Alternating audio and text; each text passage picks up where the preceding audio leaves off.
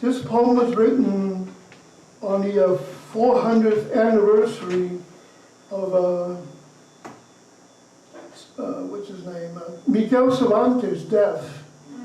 It was published in an anthology in Hong Kong. It's called De La Mancha. But first, there's a word, nightly.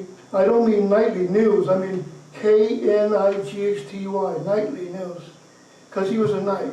He was Don Quixote and Sancho Panza was a knight and his stooge. He rode around with him. So this is De La Mancha. Paper was invented when a tree fell into a pond.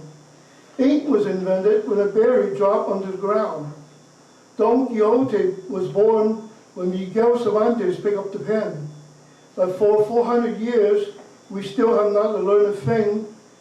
What we invent that don't kill, we still have no utility. We double down on the most lethal monstrosity. The practical thing to do is still to endlessly augment your health, your wealth. Never mind the environment and the damage to our health. When the drones come out from the local police headquarters, we must stay home and read about the nightly news. Don Quixote and Sancho Panza, the pair de la Mancha, we count on you.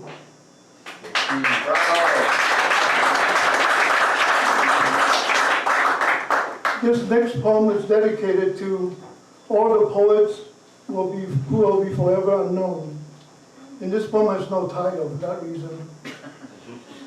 Nameless, these white petals, blossoming and falling at the side of this serpentine road, I can make this journey fewer than a half a dozen years more.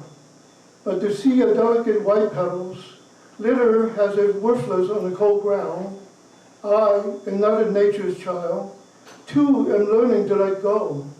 Nameless we remain, and nameless we go on.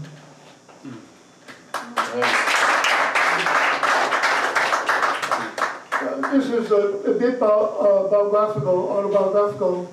My father had a Chinese American restaurant, and I grew up there in the kitchen. So when I looked for a job, people said, "Where have you learned how to cook?" I said, "I grew up in the kitchen." And then say, "Well, you didn't have a place to live?" Well, yeah. Okay, this is father and son. A father's hand covers a hand's son, and his length wraps the son's. He is stirring a wok of chop suey in a Chinese American restaurant kitchen.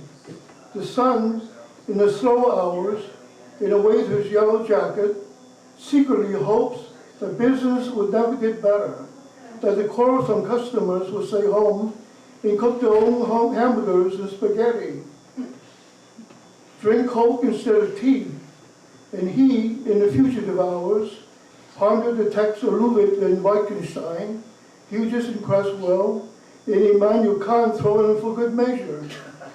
He is home from the erudite university for the summer, and it follows the reverse prejudice of the Chinese American family. However, it must be said, the father does not confuse chop suey with potato salad, mortgages with taxes, firemen with insurance salesmen. For dealing with various realities, he has become to a degree objective.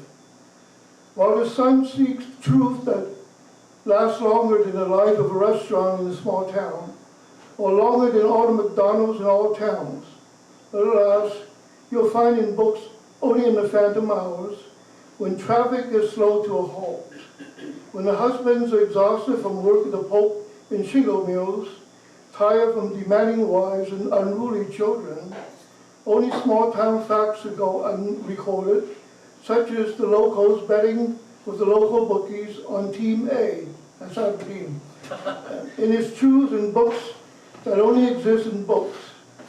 And he's all too busy thinking that he is thinking, and all the while never thinks about what his father's thinking. The son doesn't imagine the day will come years after his father's death, when a long-trusted family friend would casually say, "You walk like your father now." Now suddenly, like a cloudless day in October, he is free from the tangles of bickering philosophers, the webs of literary jealousy, when he thinks of his late father, how his back had, over the span of 40 years, bending over the walk, had become a bow, like the bow of William Tell, and he shall take his children and grandchildren, like he was taking position arrows, and shoot them firmly shoot them toward the stars.